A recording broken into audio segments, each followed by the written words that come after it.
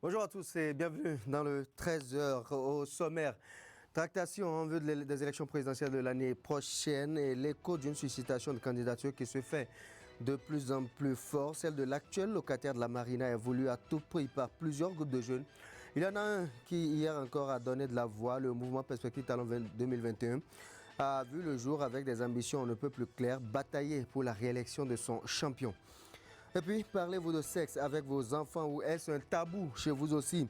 Si tel était le cas, ne seriez-vous pas en retard puisque désormais les langues se délient autour de l'importance du dialogue parent-enfant en éducation de la santé sexuelle et reproductive. Sodio, localité de l'arrondissement de Rouen, commune de Lokossa, a montré la voie mercredi sous l'impulsion de l'ONG Afrique Mutualité à travers le projet PSDSR, entendez promotion de la santé et des droits sexuels. Et enfin, les abonnés de Canal Plus ont aussi des droits et malgré la maison leur en concède d'autres. Tenez par exemple en cette période de veille de célébration de la fête de l'indépendance, le décodeur HD est cédé à 5 000, puis des offres spéciales pour le plaisir de la clientèle par ces moments très spéciaux de fièvre commémorative de la cession du pays à la souveraineté internationale. À nouveau, bonjour et si vous nous rejoignez, installez-vous confortablement en sortie officielle. Ce jeudi, d'un mouvement, un autre qui fait des pieds et des mains pour convaincre le chef de l'État et l'amener à se porter candidat à sa propre succession, né de la fusion de 73 mouvements et associations de jeunes. Le Creuset se fixe comme objectif de rallier davantage de jeunes à sa cause afin que se poursuive la bonne dynamique en cours au pays depuis 2016. Reportage. Il naît avec des dents et affiche des ambitions claires, à savoir susciter la candidature du président Patrice Talon et travailler à sa réélection en 2021. Fort de ces 73 mouvements et associations désormais réunis au sein d'un seul et unique Creuset, le mouvement Perspective 2021 lance ainsi sa machine et entend parcourir monts et vallées pour ratisser autant que faire se peut. Perspective Talon 2021 est un creuset né de la volonté de 73 associations et mouvements de jeunes ayant compris le sens réel du développement et la méthodologie dans la gestion de l'État depuis l'avènement au pouvoir en 2016 du président Patrice Talon. Notre creuset a pour objectif principal de susciter la candidature du président Talon d'une part et d'œuvrer pour sa réélection en 2021 d'autre part. Perspective 2021 se fait dès lors le chantre d'un Bénin mieux géré ces 4 dernières années que par le passé. Pour s'en convaincre, il n'y a selon eux qu'à balayer du regard les changements opérés et tous ces chantiers ouverts en seulement 4 années. Vu le bilan élogieux du président Talon, à quelques mois de la fin de son quinquennat, nous pouvons affirmer aujourd'hui que le Bénin est doté d'infrastructures routières de qualité.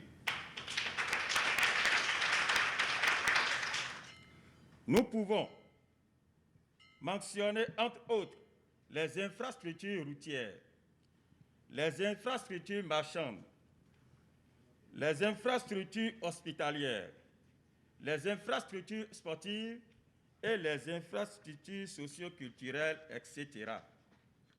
Et tout est allé très vite. De la parole à l'acte, on renoue avec les bonnes habitudes. Ce sont celles notamment qui par le passé ont fait leurs preuves. Il faut bien se donner les moyens de ses ambitions et pour y arriver, quoi de mieux qu'une souscription volontaire. Le compte ouvert à cet effet est crédité à ce jour, tenez-vous bien, d'un montant de 100 000 francs CFA. Nous engageons à contribuer efficacement à sa réélection, y compris même au paiement de sa caution.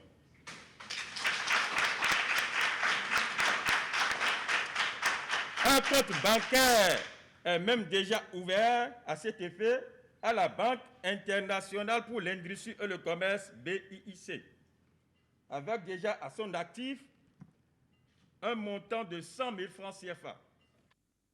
Les montants collectés serviront à payer la caution du chef de l'État si par chance ce dernier accédait à la demande des jeunes pour se porter candidat à sa propre succession en 2021. Perspective Talon 2021, avançons seulement.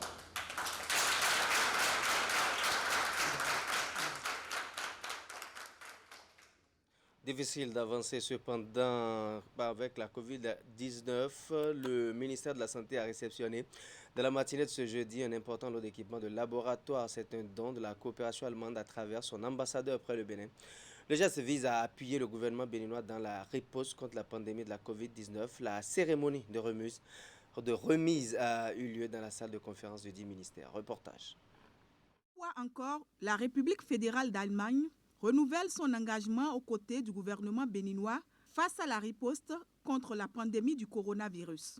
C'est à travers un don d'un important lot d'équipements de laboratoire indispensables pour le dépistage de la Covid-19. Quand on était ici en avril, on avait l'occasion de congédier l'équipe des experts de notre troupe, des experts rapides qui ont donné quelques soutiens professionnels au laboratoire et on a pu remettre aussi quelques kits, mais j'avais à cette occasion annoncé que quelques matériels du laboratoire restent encore à être envoyés et c'est pour ça que je me trouve personnellement et aussi avec mes chers collaborateurs très heureux qu'enfin le matériel est arrivé ici et nous espérons qu'il vous sera fort utile. D'un coût total estimé à plus de 60 millions de francs CFA, ce don est composé de 20 kits d'extraction, 12 kits de prélèvement, 300 kits de diagnostic pour la détection de la COVID-19, 30 kits de diagnostic pour confirmation de la COVID-19 et 330 enzymes pour les tests de détection moléculaire. Ce jour, nous procédons à la réception d'un autre lot d'équipements qui, j'en suis persuadé, permettra de renforcer la capacité de nos laboratoires en général et du laboratoire de référence en particulier. Cet acte constitue la preuve, s'il en était encore besoin, de la grandeur et de la solidité de la coopération entre la République du Bénin et la République sœur fédérale d'Allemagne. C'est l'occasion pour moi de saluer particulièrement votre engagement personnel et celui de votre équipe aux côtés du gouvernement depuis les prémices de la riposte du Bénin face à cette pandémie. Ce don permettra aux spécialistes locaux de procéder au diagnostic de manière sûre et fiable afin de détecter rapidement les cas possibles de la maladie COVID-19. Par ailleurs, la coopération allemande prévoit un projet d'appui complémentaire d'une durée d'1 an au profit de l'État béninois. La mise en œuvre du dit projet va démarrer au mois de septembre 2020. On reste en page santé pour parler cette fois-ci de santé de la reproduction avec cette causerie débat sur l'importance du dialogue parents-enfants en éducation de la santé sexuelle et reproductive. Ça se passe à Sodjo, un hameau de l'arrondissement de Rouen dans la commune de Lokossa, organisé par l'ONG Afrique Mutualité. À travers le projet PSDSR, entendez promotion de la santé et des droits sexuels et reproductifs, l'ONG a mis face à face jeunes et adultes pour des moments fructueux de partage et de réflexion. Le reportage est signé Geoffroy Messan et Florent Dou.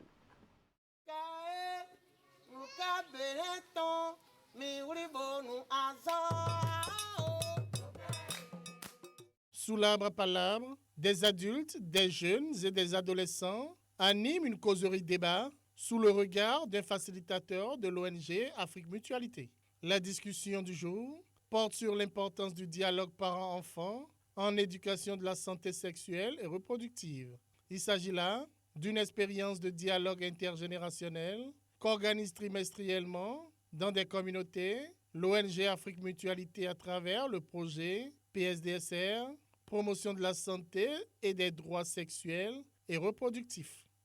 C'est une activité qui met en phase les jeunes, les adolescents, les adultes et les personnes du troisième âge pour discuter d'une question qui limite la section des enfants, des adolescents à la jouissance de leurs droits sexuels et reproductifs.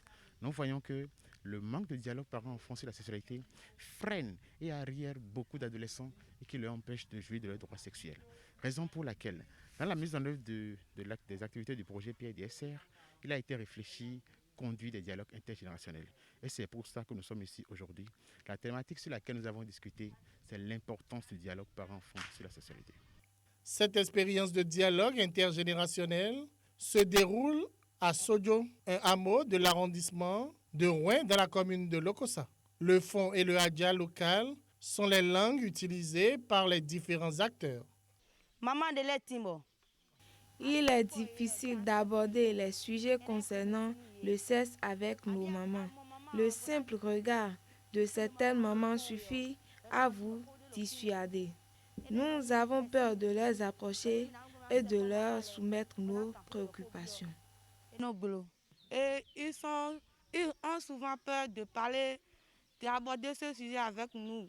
Parce qu'ils disent que s'ils parlent de ça avec nous, on va pratiquer ça. Mais nous sommes en avance plus qu'eux. Le PSDSR est un projet du consortium CARE International Bénin Togo, ABMS et ABPF. Le lead est assuré par CARE International Bénin Togo. Il est mis en œuvre dans la zone sanitaire Lokossa-Atiémé par l'ONG Afrique Mutualité.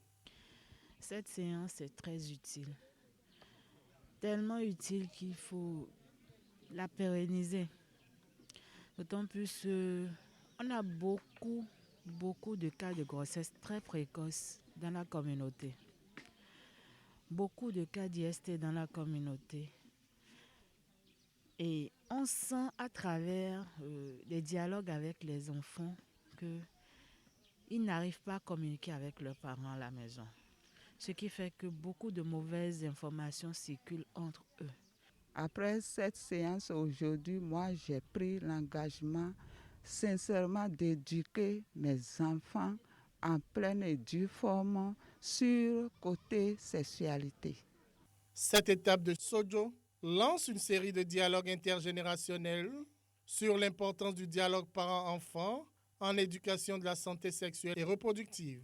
Plusieurs villages des communes de Lokossa et Atiémé seront sillonnés à cet effet. Religion à présent, sachez qu'on est en plein dans la décade du Zulhijja, c'est le dernier mois du calendrier lunaire de l'an 1441. Période particulière pour la communauté musulmane qui s'accompagne de recommandations précises, de moments d'adoration et de charité, en prélude bien évidemment à l'Aïd. Et pour en parler, nous nous sommes tournés vers un islamologue, Chitou Chouaib est son nom, voici ce qu'il en dit. Le jour de Arafat, c'est le 9e jour de Zulhijja. Et c'est ce jour-là même que le prophète a appelé le jour du grand pèlerinage. Quand il dit dans un hadith que Al-Hajj Arafat, ça veut dire que le pèlerinage, l'acte ou bien le rite, le plus important du pèlerinage, c'est le stationnement à Arafat, le 9e jour du lever du soleil jusqu'à son coucher. Et c'est un jour noble, un jour Allah subhanahu wa ta'ala lui-même descend jusqu'au premier ciel là. Et il octroie à tous les pèlerins leurs demandes et leurs invocations avec leurs prières. Ensuite, il nous a dit dans un hadith que Arafat est un jour généreux, grand au vu de Dieu. Celui qui jeûne ce jour-là seul aura le pardon de 2 ans. L'année écoulée et l'année en cours. Le jeudi 30 prochain sera le jour de Arafat dont nous parlons, qui va correspondre au 9 de ce mois. Donc et nous allons noter au passage que tous les pèlerins qui sont là-bas maintenant au pèlerinage, celui qui rate le jour de Arafat doit reprendre son pèlerinage. Tandis que tous les autres actes, tu peux toutefois rattraper. Cotonou se rêve une capitale moderne à l'instar des villes qui l'entourent et ça passe entre autres par une démarche novatrice en matière d'identification des lieux. Qu'à cela ne tienne, la municipalité a opté depuis quelques années pour le numérotage des routes et rues. Les services concernés sont à pied d'œuvre pour rendre ce mode de géolocalisation effectif après plus de 5 années de travaux. Où en est le projet? Réponse avec Asyombo Kanya Asyombo et Rachidi Soubero. Cotonou affiche depuis quelques années des numéros de rues, de maisons et boutiques. Un nouveau mode d'identification auquel les habitants de la ville devront s'habituer dans l'avenir. Pour l'instant, on n'en est pas encore là. Moi, je ne comprends rien dedans. Je vois les choses, des fois on trouve ça sur les boutiques et puis les maisons aussi. C'est ça que moi je ne comprends pas. Souvent moi je vois les numéros mais je ne sais pas concrètement à quoi ça sert. Sûrement c'est pour pouvoir savoir le numéro de chaque boutique ou bien le numéro de chaque maison dans les entourages. À l'échelle des 13 arrondissements, c'est un sujet qui n'a pas passionné les gens dès le départ. C'est là le problème. Sinon, les acteurs politiques au niveau de la base, il y a beaucoup, on a communiqué. Et en son temps, on a fait des jeux radiophoniques également. Et pourtant, les travaux ont été lancés par la mairie de Cotonou le 31 octobre 2013. C'est le service d'adressage de la direction des études, de la prospective et de la programmation qui s'en charge.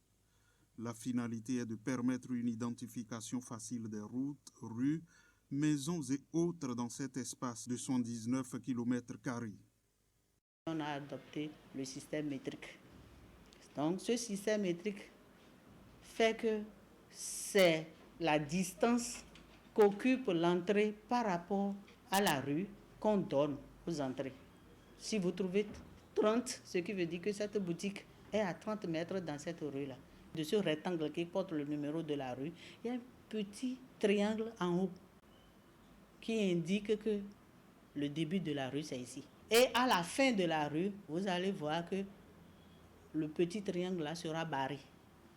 Donc ça fait que la rue a commencé ici et ça finit ici. Donc la finalité alors, c'est pour qu'on arrête notre vieille habitude de derrière la buvette, devant la pharmacie, pour que chacun, avec cette adresse, on puisse... L'autre chose, c'est que ça contribue aussi à dynamiser l'économie locale. Ouais, l'artisan qui est à côté, la couturière qui est à côté, pourrait facilement donner son adresse à un client qui pourrait directement venir jusqu'à l'atelier au lieu de faire des indications gauche à droite. Ouais, donc les numéros de porte d'entrée sont vraiment utiles pour que les gens puissent se repérer dans la ville. Ça serait une très bonne chose parce que ça va nous permettre de connaître, ou bon, comme dans les pays extérieurs, quand tu envoies des colis aux gens, ça te permettra de ne pas trop te perdre, même de chez toi quand on va t'envoyer quelque part. Il suffit juste de regarder les numéros dans nos entourages et on va récupérer notre cible facilement. L'innovation que la mairie de Cotonou apporte ici en matière d'adressage est de baptiser les routes et rues par des noms faciles à garder. Et toutes ces rues auront un nom. Nous allons le faire de façon progressive. Et vous savez, 3000 rues, c'est petit. Le Bénin a plus de 3000 personnalités ou 3000 hommes importants. Ça veut plus en fait le baptême des rues, bien que ce soit un exercice pour mieux se repérer, mais c'est aussi un exercice aussi de l'histoire aussi. De l'histoire et d'éducation de nos enfants, des générations. La municipalité offre des possibilités d'attribution de noms, des noms de personnalités, de figures marquantes de l'histoire du pays. Pour la pratique, qu'est-ce que nous avons fait? Nous avons adressé des correspondances à toutes les institutions de l'État pour que chacun, ce qui le concerne, puisse envoyer un nom fort. L'autre aspect, c'est que nous pouvons aussi baptiser certaines rues aussi dans un cadre de partenariat public-privé. Par exemple, une rue à l'entrée de laquelle on trouve peut-être une institution financière ou une institution ONG consort qui accepte de prendre en charge l'entretien de la rue ou dans une autre convention de partenariat pourrait se voir attribuer le nom de l'ONG ou de la structure pour ce nom. Donc des personnalités aussi qui voudront aussi, dans un cadre de partenariat public-privé aussi, demander que la rue rapporte leur nom pourront aussi bénéficier aussi de cet apport. La ville compte près de 4000 routes et rues. Pour un travail pareil de baptême, un comité composé de scientifiques, d'universitaires, de religieux et de notables est mis en place. Le rôle de ce comité est de travailler à trouver des noms adéquats. Voilà, à contrario, sur l'axe Ouida-Akpa où la modernité n'est pas pour demain, bien au contraire, là-bas, c'est l'incivisme des populations qui bat son plein. L'une des dernières prouesses en date a le mérite d'avoir plongé ce tronçon ô combien important dans le noir. Les lampadaires solaires installés le long de la route n'ont plus de batterie. Circuler la nuit devient dans ces conditions un calvaire, sans compter la psychose liée à d'éventuels actes d'insécurité. Le constat qui va signer Narcisse Alossé et Elvis Tonoué. Voici ce qui reste aujourd'hui de ces candélabres, moins de 5 ans après leur installation, le long du tronçon Paouida.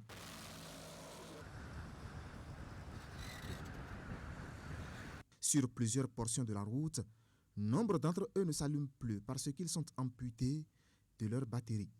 Depuis un certain temps là, je constate vraiment sur la voie qu'il y a vraiment des lampadaires régulièrement éteints là. Bon, moi-même, je me suis posé la question que vraiment, comment ça peut se faire pour que les gens puissent enlever les lampadaires comme ça là, ça m'étonne. Étonnés, tout comme les autres usagers de la route, face à cet acte d'incivisme qui s'amplifie au fil des jours et qui plonge les lieux dans l'obscurité. Le constat est saisissant ici avec un seul lampadaire encore fonctionnel sur une distance de près de 200 mètres. Et ils arrivent à faire ça comment? Ça veut dire que c'est les connaisseurs qui le font. Et quand ils prennent les batteries, ils s'en vont vendre où? Donc normalement, on doit pouvoir faire des enquêtes en la matière pour voir, pour suivre un peu l'issue de ces batteries-là. Des enquêtes, oui, mais le comble, c'est la proximité des postes de police avec le lieu du crime. Un crime qui crée bien de désagréments aux usagers de la route. Ça crée des désagréments parce que celui qui n'a pas de phare par exemple et qui est au niveau des lampadaires éteints là, mais ça peut créer des accidents parce que si toi tu ne le vois pas, tu ne vois pas celui qui est devant toi, tu vas le cogner facilement. Au début, lorsque les lampadaires se sont installés, nous sommes vraiment contents parce que ça nous éloigne un peu de l'insécurité qui régnait sur la voie auparavant. Je me souviens, il y a une fois, on ne prenait pas ici. C'est ici à Wikandji, non? Et puis il y avait un braquage. On était obligés de nous arrêter au péage là-bas et de partir en convoi. Le constat est à la limite révoltant. Et pour qui connaît ne serait-ce qu'un peu l'histoire des lieux, les risques de braquage sont perceptibles et la psychose s'installe même déjà. Même les bonnes dames qui sont ici à des heures données, les dames n'arrivent pas à rester ici longtemps pour pouvoir vendre parce que chacun cherche à sauver sa tête. C'est pourquoi même nous qui travaillons à Ouidah, nous faisons tout possible pour rentrer chez nous tôt.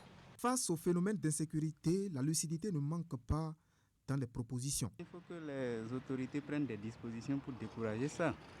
Il faudrait qu'on mette des militaires là la nuit pour surveiller au moins.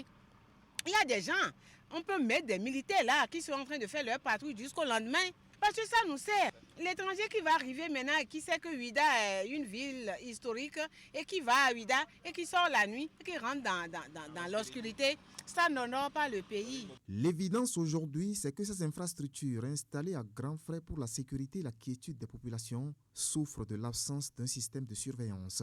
Conséquence, elles sont défigurées et on dénombre près de 70 lampadaires dont les générateurs ont été sectionnés. Le nombre 100, c'est peut-être dans quelques jours, si rien n'est fait. Éclairage public ou pas, il vaut mieux avoir son phare, car circuler sans phare est une infraction au code de la route. Avant de mettre un terme à ce journal, on va finir avec cette bonne nouvelle pour les abonnés de Canal+ en cette période de veille de célébration de la fête de l'indépendance. Le décodeur HD est cédé à 5 000 francs désormais, dans le cadre de la commémoration de ce soixantenaire avec des programmes variés. L'annonce a été faite à la faveur d'une conférence de presse animée hier jeudi à Cotonou. Reportage. Dans le cadre de la célébration des 60 ans d'indépendance du Bénin, les petits prix refont surface chez Canal+. Le décodeur HD est offert à 5 000 francs CFA à partir d'un abonnement à la formule Évasion. Tout d'abord, le fait que le prix de notre matériel baisse, une division par deux, puisque nous passons de 10 000 francs CFA à 5 000 francs CFA en l'honneur du soixantenaire de l'indépendance du Bénin, pour permettre à tous ceux qui ne sont pas déjà abonnés de pouvoir s'abonner à Canal+ et de pouvoir profiter des images. Donc cette offre est valable à partir de demain, vendredi 24. Nous invitons tous ceux qui ne sont pas déjà abonnés à profiter de cette occasion pour venir prendre ce décodeur. Et tous ceux qui auraient également des anciens décodeurs qui voudraient changer leur ancien décodeur, profitez-en, profitez de cette promotion pour changer votre ancien décodeur également. La deuxième information très importante à retenir, c'est que nous avons voulu faire preuve de générosité pour l'indépendance. Et donc nous offrons le week-end du 1er août et du 2 août, donc le samedi et le dimanche, l'intégralité de nos chaînes, soit tout Canal+, à tous nos abonnés actifs, quelle que soit leur formule, que vous soyez Access, Évasion, peu importe. vous aurez droit à tout Canal+, tout le week-end, de manière à pouvoir passer un week-end de divertissement, de plaisir devant la télé, en famille ou entre amis, et puis surtout découvrir des nouvelles chaînes que vous n'aviez pas forcément l'occasion de connaître. Canal+ n'a visiblement pas oublié ses abonnés passionnés du football. Un programme bien mûri pour la circonstance leur est proposé. Retrouvez la nouvelle saison inédite de la Donia à partir du 23 juillet sur Novelas TV. Alors, comme vous l'avez constaté, la Donia, à travers sa saison 2, reprend ce soir même sur nos chaînes Novelas TV. Vous pourrez retrouver Altagracia Sandoval et toutes ses intrigues de lundi au vendredi à partir de 19h. Et c'est pas tout, parce que le foot revient avec la Champions League. Après plusieurs mois d'absence, vous pourrez retrouver pour tous les amoureux du foot la Champions League avec des rencontres très intenses. Donc je vous invite à pouvoir rester connectés pour pouvoir vivre ces moments intenses. Du 12 au 15 août, nous aurons les quarts de finale avec en ouverture le PSG et Atalanta. Les 18 et 19, les demi-finales, et le 23 août, la finale. Donc, pour assurer une bonne qualité de réception, l'installation de tout l'équipement est offerte seulement à 3 000 francs CFA à tous ceux qui souscrivent aux formules Évasion ou Tout Canal+. Le travail est fait par des techniciens agréés avec une garantie de 6 mois. Voilà, ce sera tout pour le JT cet après-midi. Merci de nous avoir suivis. Du côté de la régie, William Zanou a assuré la réalisation et la diffusion de cette émission et avec la collaboration de Henri Gantier et Francis Kokou. Merci encore une fois de nous avoir préférés.